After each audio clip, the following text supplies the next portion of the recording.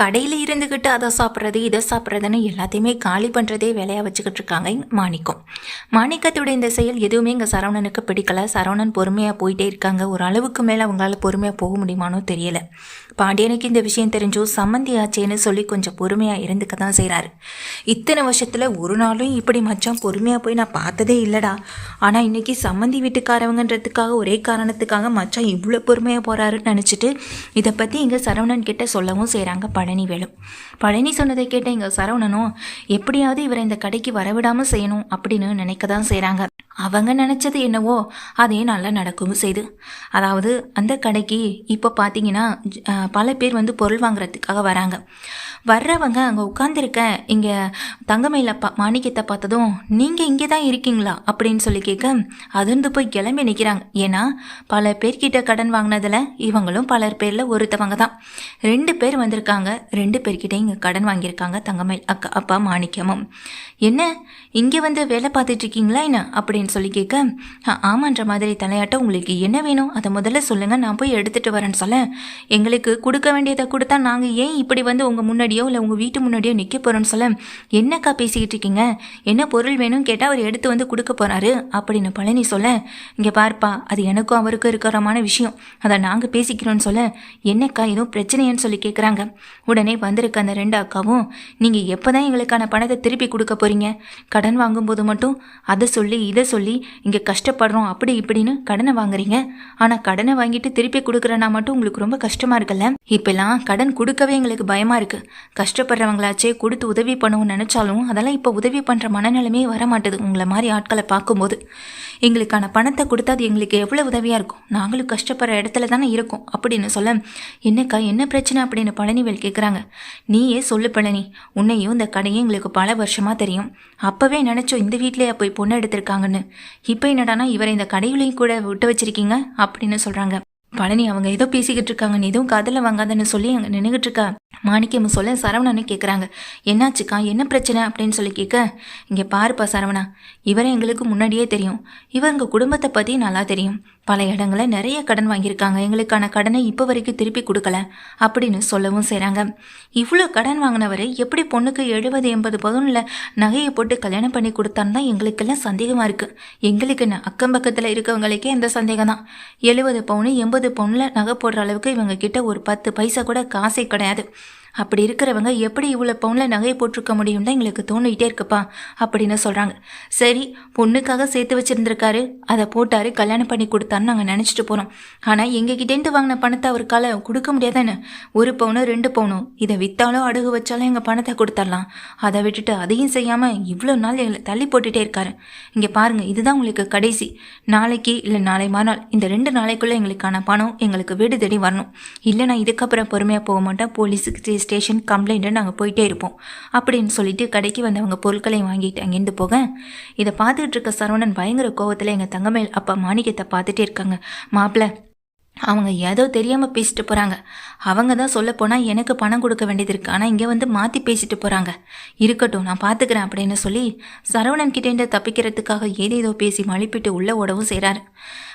பழனியும் இவர் சொல்கிறது நம்புற மாதிரி இல்லைன்னு சொல்ல இப்போ கூடவா புரியலை மாமா இவங்க சொல்கிறது எல்லாமே பொய்ன்னு, இவரை இந்த கடையில் வச்சுருக்கதே நம்ம கடைக்கே பெரிய ஆபத்து தான், முதல்ல அதுக்கு ஏதாவது ஏற்பாடு பண்ணுறேன்னு சொல்லிட்டு இருக்காங்க. அடுத்த நாள் எப்போதும் போல் இங்கே நின்றுக்கிட்டு இருக்க இங்கே சரவணன் வந்து என்ன பண்ணிடுறாங்க, தன்னுடைய அம்மாவை பேங்குக்கு கூட்டிகிட்டு போயிட்டு அங்கே இருக்க நகைகளை எடுத்துகிட்டு வந்துடுறாங்க. ஏன்னா இவரால் நம்மளுக்கு பெரிய நட்டமாயிட்டே இருக்குது, இவரால் வர நட்டத்தையும் தடுக்கணும், இவர் அதுக்கு அந்த கடையில் வேலை பார்க்கவும் கூடாது, இதெல்லாம் பார்த்து நம்ம ஏதாவது ஒன்று செய்யணும் அப்படின்னு முடிவு பண்ணி சரவணனும் அந்த அக்கா சொன்ன சந்தேகத்தினாலையும் அந்த நகைகளை எடுத்துகிட்டு வந்து வீட்டில் பார்க்குறாங்க.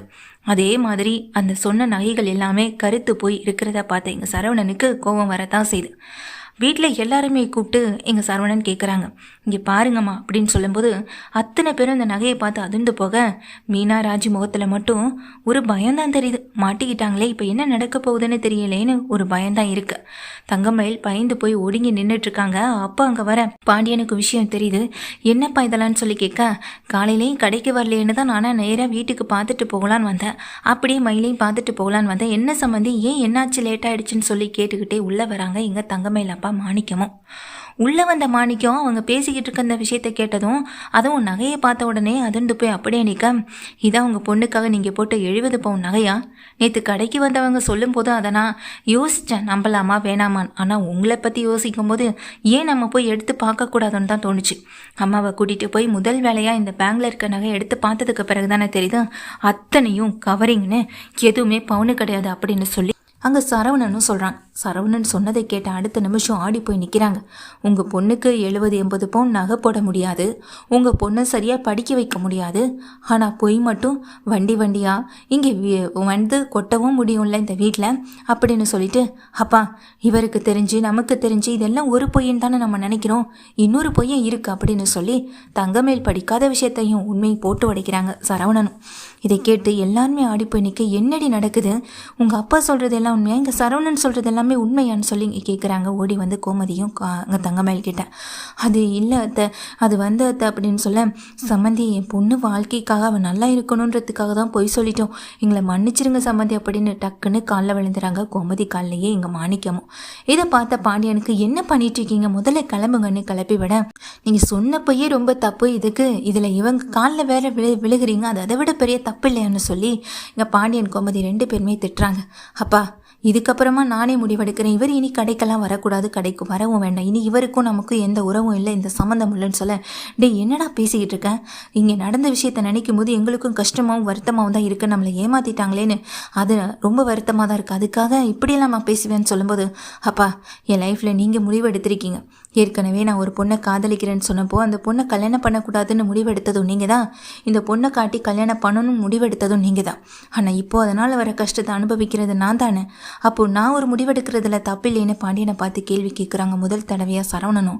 அண்ணன் கேட்குறதுல எந்த தப்புமே இல்லைன்னு கதிர் வேற சப்போர்ட் பண்ண, இங்கே நின்றுகிட்டு இருக்க கோமதி எல்லாருமே அதிர்ந்து போய் அங்கே தங்கமயில பார்க்க சரவணன் தங்கமயில் பக்கம் போகிறாங்க. எல்லாரையும் ஏமாத்துறது போதும், இனியும் எல்லாரையும் ஏமாற்றி இந்த வீட்டில் வாழணும்னு எந்த அவசியமும் இல்லை, இந்த போய் இது 2ஓட முடிஞ்சுதான் இன்னும் இருக்கான்னு கூட எங்களுக்கு தெரியாது, இதுக்கப்புறமும் அடுத்த போயின்னு எங்களுக்கு ஏதாவது தெரிய வந்து அது மூலமாக இன்னும் பெரிய பிரச்சனை ஆகிறதுக்கு முன்னாடி நீயாவே இந்த வீட்டை விட்டு கிளம்பி போயிடும் உங்கள் அப்பா கூட, அதுதான் உனக்கும் நல்லதுன்னு சொல்லிடுறாங்க.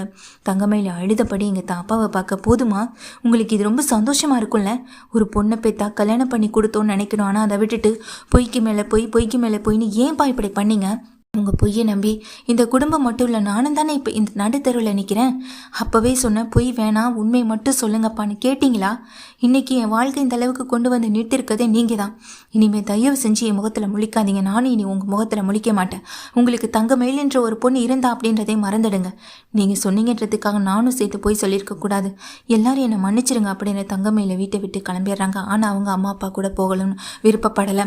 தங்கமயில் பின்னாடியே அவங்க அப்பா கெஞ்சிக்கிட்டே போகத்தான் செய்கிறார். நீ சொன்னதை நான் கேட்டிருக்கணும் மயிலு, அந்த கடைக்கு வேலைக்கு வந்ததுனால தானே இவ்வளோ பெரிய பிரச்சனை நடந்து போச்சு, எல்லாருக்கும் உண்மை தெரிஞ்சு போச்சு, என்னை மன்னிச்சிரு மயில் அப்படின்னு சொல்லிட்டு அழுகவும் செய்கிறாங்க. நீங்கள் அழுது நாடகமாடி இனி ஒன்றும் ஆக போகிறதில்ல, எல்லாமே முடிஞ்சு போச்சு, இனி என்னை தேடி வராதிங்கன்னு தங்கமேல் அங்கேருந்து போகவும் செய்ய, சரவணன் அதை எதையுமே கண்டுக்காமல் இருக்கட்டி சரவணா அப்படின்னு பாண்டியன் இங்கே கோமதினு எல்லாருமே சரவணனுக்கு ஆறுதல் சொல்கிறாங்க. விடுங்கப்பா, எனக்கு ஒரு பொய்யை கேட்டு ரொம்பவே பழகி போச்சு, அதுவும் நகை பொய்யெல்லாம் எனக்கு ஏற்றுக்கக்கூடிய ஒரு விஷயந்தான், உங்களெல்லாம் நினைக்கும் போது எனக்கு கஷ்டமாக இருக்குன்னு இங்கே சரவணனும் சொல்லிட்டு இருக்கேன். இருந்தாலும் அக்காவை பற்றி கொஞ்சம் யோசிச்சிருக்கலான்னு மீனாவும் சொல்கிறாங்க. இல்லைப்பா மீனா, நான் சரியாக தான் முடிவு பண்ணியிருக்கேன், இனி அவள் இந்த வீட்டுக்கு வர வேண்டாம், இனி அவள் வாழ்க்கையை பார்த்துக்கட்டும், நான் என் வாழ்க்கையை பார்த்துக்கிறேன்னு சரவணன் சரியான ஒரு முடிவை எடுத்துட்டு அவங்க வீட்டில் இருக்கவும் செய்கிறாங்க.